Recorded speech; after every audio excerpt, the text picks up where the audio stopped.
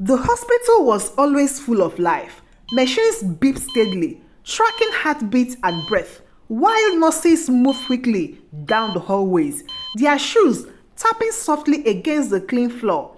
Families sat in waiting room, speaking in hushed voices, clutching each other's hand as they prayed for good news. Doctors hurried from one patient to another, their white coats flowing behind them like capes. It all seemed so normal, so comforting, as though the hospital was a place where only good things happen. But not everything was as it seemed. Behind the clean walls and bright lights, there was something dark, something no one talked about.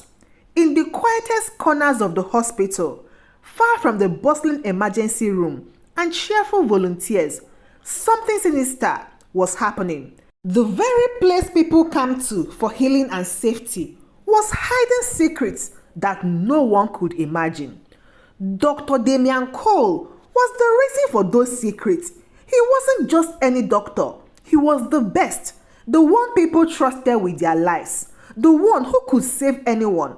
His hands were steady, his voice calm, and his smile reassuring. But that was only the mask he wore during the day. When the sun went down and the hospital grew quieter, he became something else entirely. He didn't see patients as people anymore.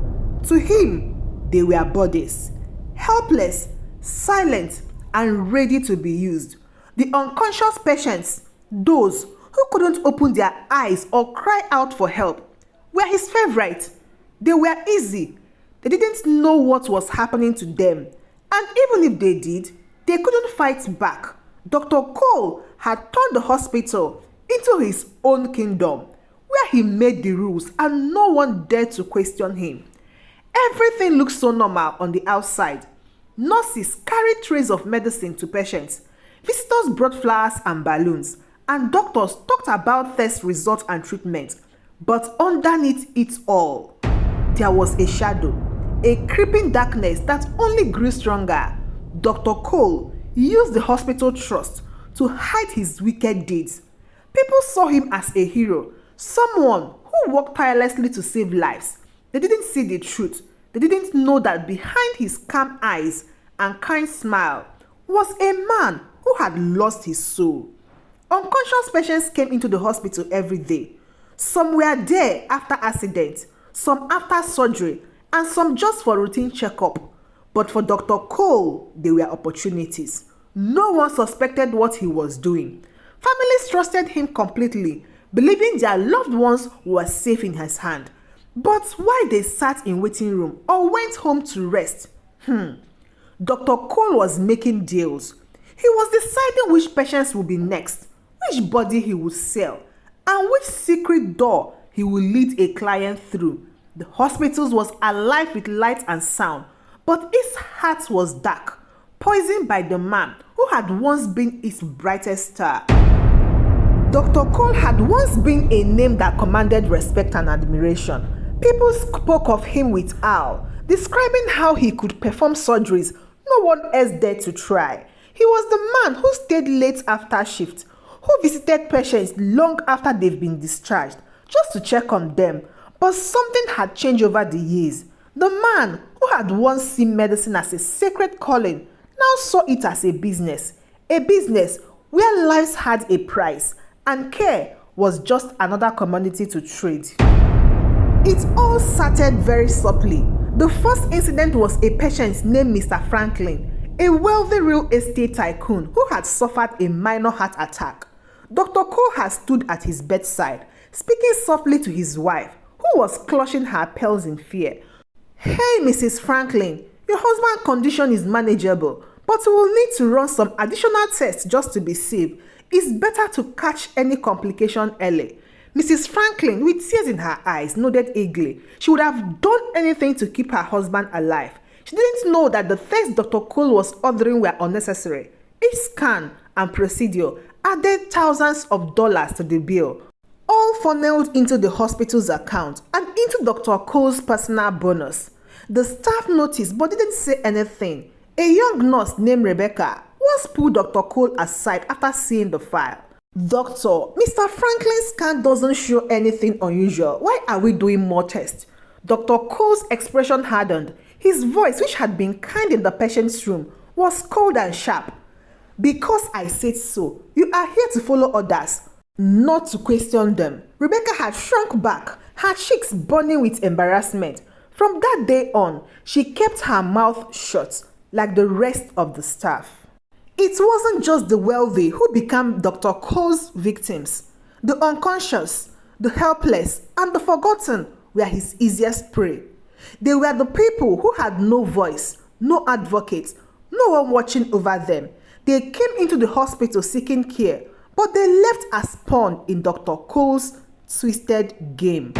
One night, a woman named Maria was brought into the emergency room after collapsing at work. She was a single mother with no family nearby, and her condition required immediate surgery. Maria's eyes fluttered open briefly as the nurses prepared her for the operation. She whispered one thing before slipping into unconsciousness. "Please, take care of my son." Dr. Cole had been walking by and overhead. He glanced at the chart, noting the absence of emergency contact. She had no one. He stood at the foot of her bed, staring at her pale face. No family, no insurance, no problem. That night, after the surgery, Maria was moved to a secluded wing at the hospital. She was stable but still very unconscious. Dr. Cole made a call. "We have a new candidate, mid-30s, healthy, no known medical condition." The usual price. The man on the other end of the line chuckled. "Good. Send me the details." By the time Maria woke up the next day, she felt weaker than before. Her body ached in ways she couldn't explain. Tests revealed she was missing a kidney. When she asked what had happened, Dr. Cole assured her it was part of the emergency surgery. She believed him because she had no reason not to. Who questions the doctor who saved their life? The staff began to notice patterns. Patients like Maria, those without families or insurance, were always the ones sent to the secluded wing. They stayed there longer than necessary, and when they left, they were never quite the same. Rebecca, the nurse, started to piece things together. She saw the same wealthy men visiting late at night, always escorted by Dr. Cole. She saw Maria's file with gaps where information should have been. Her heart sank when she realized what was happening. One night, Rebecca waited until the halls were quiet. She knocked on Dr. Cole's office door, her hands shaking. "Dr. Cole, I need to talk to you." He looked up from his desk, his face calm, but his eyes was very sharp. "About what?" Rebecca hesitated, then placed Maria's file on his desk. This isn't right. Her chart doesn't match what happened during surgery. And the visitors, why are they coming here in the middle of the night? Dr. Cole leaned back in his chair, his expression unreadable. For a moment, Rebecca thought he might confess, that he might finally show some remorse. But instead he smiled, a cold, calculated smile. "Nurse Rebecca, I suggest you focus on your duties and stop asking questions that doesn't concern you. You are young. You have a bright future. Don't ruin it by poking your nose where it doesn't belong." His tone was calm, but the threat was clear. Rebecca left the office, her stomach churned with fear. She knew she couldn't stay silent, but she also knew the risk. Dr. Cole wasn't just a doctor. He was a man with connections, a man who could make her disappear just as easily as he had made Maria's kidney vanish. Not all the clients came for organs. Some had far more twisted desires. A foreign dignitary arrived one rainy night, escorted by a team of bodyguards. His presence sent a ripple of unease through the hospital's night staff. They didn't know his name, only that he was powerful and untouchable. Dr. Cole met him in a secluded office. I don't care about legality, doctor. I care about discretion. You are in the right place. We have a patient ready. You will have full access, but only for the allotted time. The dignitary smiled with unsettling. Good. My appetites are quite unique. The unconscious patient was wheeled into a room with no cameras and no windows. What happened there would remain a secret, but the staff who cleaned up afterwards could barely meet each other's eye. Dr. Cole never asked questions and he never let the guilt show. Dr. Cole's clients were not just wealthy, they were powerful enough to destroy anyone who crossed them. Their influence kept him untouchable, but it came at a cost. Every deal he made, every patient he exploited, pulled him further into their world. He wasn't just a doctor anymore, he was a servant to the elites, bound by the money and power they wielded.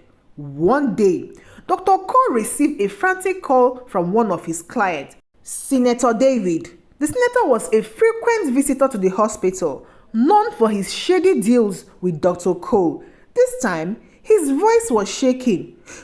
Cole, we have a problem. Someone is talking. A nurse. She's been snooping around, asking questions about Maria's surgery. Dr. Cole leaned back in his chair. His jaw tightened. I will handle it, but the senator wasn't satisfied. Handle it? That's not good enough. If this leaks, I am finished, and you are coming down with me. The call ended abruptly, leaving Dr. Cole staring at the wall. He wasn't afraid of the nurse. He had dealt with snoops before. What scared him was the reminder that his clients had power over him. If he failed to keep their secret, they wouldn't hesitate to destroy him. Later that night, Dr. Cole met with an enforcer, a man known only as Mr. Black, who was hired to clean up messes. Mr. Black's cold eyes scanned the folder containing Rebecca's information. Is she a problem? Not yet, but I need her silence before she becomes sworn. The hospital wasn't just a stage for Dr. Cole's scheme. It was a willing participant. The board of directors, the administrative staff, even some of the doctors were complicit in his crime. Some turned a blind eye out of fear, while others were actively involved, profiting from the shadow economy he had created. Rebecca Adams, the new nurse, was everything the hospital needed, but didn't deserve. She was new to the profession, fresh out of nursing school and full of hope. Her gentle demeanor and caring nature made her a favorite among patients, and her meticulous attention to details caught the eyes of her peers. But Rebecca's optimism would soon be tested in ways she could never have imagined. One evening, Rebecca was assigned to a patient named Linda, a single mother in her early 30s, unconscious after an emergency surgery. Linda's file showed she was recovering well, but Rebecca couldn't shake the feeling that something was off. The lab results seemed inconsistent and there were missing notes in the surgical report. She brought it up to her supervisor, Nurse Gloria. Gloria, these test results, don't they seem strange to you? And why isn't there a follow-up plan for her care? Gloria's face tensed. She glanced around the nurse's station to make sure no one was listening before leaning in. Listen, Rebecca, this hospital has its quirk. You are better off sticking to your task and not asking too many questions. But what about Linda? She has a son. She deserves better than this. Gloria sighed heavily, her voice low but firm. Just do your job, trust me, Rebecca. You don't want to end up on the wrong side of this place. It was the first time Rebecca felt the weight of fear pressing down on her. She nodded, but the seed of doubt had been planted. She couldn't ignore the feelings that Linda wasn't the only one being neglected, or even worse. One night, while making her rounds, Rebecca noticed a group of men entering a restricted wing of the hospital. They weren't wearing hospital's ID, and their tailor suits stood out against the scrub and lab coat. Curiosity got the better of her, and she followed at a distance. Through the small window of the operating room door, she saw something she couldn't believe. Dr. Cole was standing over an unconscious patient, speaking to one of the men. Healthy, early 20s, no underlying condition. You won't find a better match elsewhere. The man handed Dr. Cole an envelope, his face a mix of satisfaction and greed. Rebecca said to herself, what are they doing? This isn't right. The realization hit her like a wave. This wasn't a hospital anymore. It was a marketplace. She backed away quietly, her heart racing. She knew she had to do something, but who could she trust? Dr. Cole had not always been this cold, calculating man he was now. Years ago, he was a compassionate and idealistic young doctor, driven by a deep desire to save lives. He had grown up into a modest family, watching his father succumb to a treatable illness because they couldn't afford proper medical care. That experience had ignited a fire in him, a promise to never let money decide who lived and who died. But life had a way of breaking even the strongest promises. The turning point came 5 years ago. Dr. Cole's wife Anna had been diagnosed with a rare autoimmune disease.